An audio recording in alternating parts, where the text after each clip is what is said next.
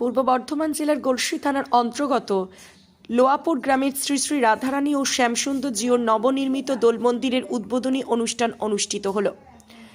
এই দিন মন্দির উদ্বোধনীকে কেন্দ্র করে নানান অনুষ্ঠান সূচি পালিত হলো। প্রভাতে মঙ্গলাচরণ, গরুর ধ্বজা উত্তোলন, সকাল 10টায় যুগল বিগ্রহ শোভাযাত্রা সহকারে রাধা শ্যামকে নবনির্মিত মন্দিরে আনয়ন, পূজা হোম যজ্ঞাদি অনুষ্ঠান, দুপুরে অন্নকূট মহোৎসব, কয়েকশো মানুষ বসে খিচুড়ি প্রসাদ গ্রহণ করেন। গ্রামের মানুষের কল্যাণের স্বার্থেই মন্দির নির্মাণ করা হলো বলে জানান সেবায়িত সদানন্দ অধিকারী। গলসি থেকে উদয় কর্মকারের রিপোর্ট, সোজা কথা নিউজ, পূর্ব বর্ধমান। আচ্ছা, আপনার নামটা বলুন। নীলমণি অধিকারী। আচ্ছা, আপনি শ্যামসুন্দরের কি সেবায়িত? সেবায়িত, হ্যাঁ।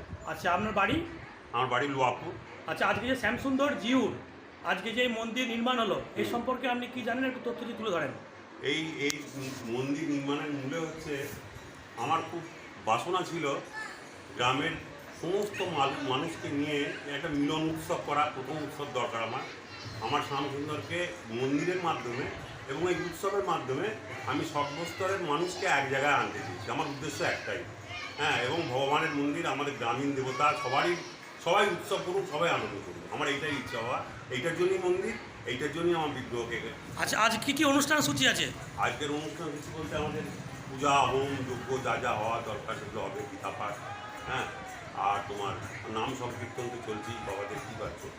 এইভাবেই আমাদের উৎসব শেষ হবে। আচ্ছা, আজকে কি কোনো প্রসাদ? হ্যাঁ, অন্নকূট আছে, সবাই প্রসাদ পাবেন এখানে, সবাই প্রসাদ পাবেন। সকলের জন্য প্রসাদের ব্যবস্থা আছে, সকল মানুষ এসে এখানে প্রসাদ পাবেন। আচ্ছা, ঠিক আছে। গৌরমণি অধিকারী। আপনার বাড়ি? লোয়াপুর। আচ্ছা, আজকে যে রাধা শ্যামসুন্দর জিউর দোল মন্দির প্রতিষ্ঠা হলো, এই দোল মন্দির প্রতিষ্ঠা নিয়ে কিছু তথ্য তুলে ধরুন। এবং আমরা জানি যে রাধা শ্যামসুন্দরের একটা ইতিহাস আছে, সেইটার সম্পর্কে যদি কিছু তথ্য তুলে ধরতেন। লোয়াপুরের এই যে রাধা শ্যামসুন্দরের যে সেবার কাহিনী, এর সঙ্গে জড়িয়ে আছে, প্রথমে দেখতে হবে লোয়াপুরের যে নামটি, তার ইতিবৃত্ত। কিংবদন্তি অনুসারে বলা হয়ে থাকে যে নয়াপুর থেকে অপভ্রংশ হয়ে এসেছে এই লোয়াপুর গ্রামের নামটি। এখনও তার কিছু স্মৃতি ধ্বংসাবশেষ দেখতে পাওয়া যায় দামোদরের তীরবর্তী এলাকায়, যেখানে এখন যে একটা মন্দির কয়েক বছর আগেও ছিল। শোনা যায় যে এই অধিকারী বংশ তারা এককালে ওই দামোদরের কোনো তীরবর্তী এলাকায় বসবাস করতেন, পরবর্তীকালে এই এলাকায় তারা চলে আসেন। সেটা কোনো বন্যা বা অন্য কোনো হয়তো প্রাকৃতিক দুর্যোগের কারণেও হতে পারে। এবং আমাদের যে পূর্বপুরুষ, এই যে রাধা শ্যামসুন্দরের যে সেবার কাহিনী, এই পূর্বপুরুষ শোনা যায় তিনি ছিলেন অপুত্র। সিদ্ধান্ত নেন যে তিনি আর এই সংসারে থাকবেন না। এই সেই বৃদ্ধা তারা সংসারে না থেকে তারা বৃন্দাবন যাবার সিদ্ধান্ত নেন। বৃন্দাবন যাওয়ার দিনে, যেদিন তারা বৃন্দাবন চলে যাচ্ছেন, সেই সময় কাছাকাছি একটি মাঠে একটি সুবিশাল একটি মাঠ, সেটা পার হওয়ার সময় শোনা যায় একটি কৃষ্ণবর্ণের বালক সে তাদের সামনে এসে দাঁড়ায় এবং বলে যে তোমরা কোথায় যাবে? না, আমরা বৃন্দাবন চলে যাচ্ছি, আমাদের পুত্র সন্তানকেও সংসারে নেই, আমাদের আর দরকার নেই, আমরা বৃন্দাবনে গিয়ে বাকি জীবনটা ওখানে কাটাবো। সেই বালকটি বলে না, তোমাদের বৃন্দাবন যাওয়ার দরকার নেই, আমি বৃন্দাবনচন্দ্র তোমার বংশে আসতে ইচ্ছুক, তুমি ফিরে যাও। ওই লোয়াপুর গ্রামের মধ্যস্থলে পাড়াতে দেখবে একটি বট বৃক্ষ আছে, ওখানে একটি কোটরের মধ্যে কৃষ্ণমূর্তি পাবে, সেটা নিয়ে যাবে, নিয়ে তার সেবা করো। সেবা করলেই তোমাদের পুত্র সন্তান হবে এবং তোমাদের আর বৃন্দাবন যাওয়ার প্রয়োজন হবে না, তোমাদের বংশ রক্ষা হবে। সেই বৃদ্ধ এবং বৃদ্ধা ফিরে আসেন এবং শোনা যায় যে পরবর্তীতে তারপরের দিনে যখন তারা সকালে সেই বটবৃক্ষের কাছে যান, দেখেন যে সত্যি একটি কৃষ্ণমূর্তি সেখানে রয়েছে, যদিও সেটি ভগ্ন অবস্থায় ছিল।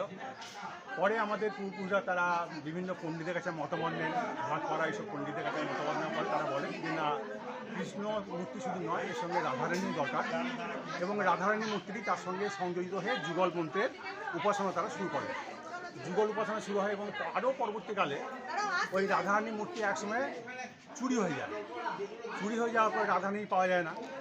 পরে একটি বাঁকা বা কোন এলাকার একটি ছোট্ট নদীতে জলাশয়ে আজকে দেখতে পায় যে রাধারানী একটি কাপড়ের খুঁটি সেখানে ভাসছে, রাধারানীকে নিয়ে আসেন। এবং এই যে সেবার গ্যাপ, রাধারানী যখন ছিলেন না, সেই সময় আর একটি ছোটো মূর্তিকে কৃষ্ণের কাছে, শ্যামসুন্দরের কাছে এনে রাখা হয় এবং রাধারানীকে পাওয়ার পর তার নাম হয়ে যায় ললিতা, থেকে যান রাধারানী। এর ফলে এখনও দেখবেন সেখানে শ্যামসুন্দর আছেন, রাধারানী আছেন এবং ললিতা। সেবা এইভাবেই চলে আসছে। যদিও লোয়াপুর গ্রামে সেরকম কোনো মন্দির ছিল না, আগে ব্রাহ্মণপাড়া মধ্যস্থলে একটি মন্দির ছিল, সব ছোটোবেলায় আমরাও দেখেছিলাম, কুয়ো ছিল, মন্দির ছিল, সেটিও ধ্বংস হয়ে যায়। এবং এখানে যে দোল মন্দির রয়েছে সেই দোল মন্দিরের একটি ছোট্ট অবস্থা ছিল, সেটা প্রতিবারই মাটি ফাটি দিয়ে তৈরি করা হবে এবং এইগুলি দোল হতো। আমাদের পঞ্চম দোল হয়, যেহেতু পূর্ণিমাতে আমাদের গুরুবাড়িতে দোল হয়, আমরা গুরুর সম্মানে আমরা পূর্ণিমার দোল করি না, আমাদের দোলটা হয় পঞ্চম দোল। তো পঞ্চম দোলে মূলত আমাদের আবির খেলা হয়, এখানে রঙের কোনো ব্যবহার নেই, যদিও এখন কিছু হয়তো রঙের খেলা হয়, কিন্তু এখানে রং খেলা নিষিদ্ধ। এখানে মূলত আবির খেলা হয়, রাধারানী কৃষ্ণের চরণে আবির সবাই দেয়, সবাই মেতে ওঠে। এবং এখানকার এই যে দোল উৎসব, এর বৈশিষ্ট্য হচ্ছে এই রাধারানী এবং শ্যামসুন্দরের দোল উৎসব কিন্তু কেউ সেবায়িতদের একার নয়, এই উৎসব যেন গোটা গ্রামের উৎসব, সবাই মেতে ওঠেন এই উৎসবে, ধর্ম বর্ণ নির্বিশেষে সবাই মেতে ওঠেন এই উৎসবে। সেইভাবেই হয়। এবারও পঞ্চম দোল হবে। ইতিমধ্যে আমাদের এই মন্দিরটি হলো, যদিও এটি এভাবে ছিল না, আবার নতুন করে সংস্কার করে মন্দিরটি এভাবে তৈরি হলো। এই মন্দিরে যারা অর্থ দান করেছেন, শুধু এই লোহাপুরের সেবাইটা নয়, গ্রামের তো বটেই, গ্রাম ছাড়া বর্ধমান জেলার বিভিন্ন কৃষ্ণ ভক্ত মানুষ, ধর্ম বর্ণ নির্বিশেষে সবাই যে যেমন পারছেন অর্থ শ্রম সব কিছু দিয়ে এই মন্দিরটি তৈরি করেছেন। সবাই আজকে আনন্দ করছে এবং আবার পঞ্চম দোল আছে, সবাই মেতে উঠবেন। যাই হোক, সবাইকে আমাদের আগাম পঞ্চম দোলের শুভেচ্ছা রইল এবং এইভাবেই যেন আমরা সবাই আচ্ছা, আরেকবার আপনার পরিচয়টা দিন। করতে পারি। গৌরমণি অধিকারী।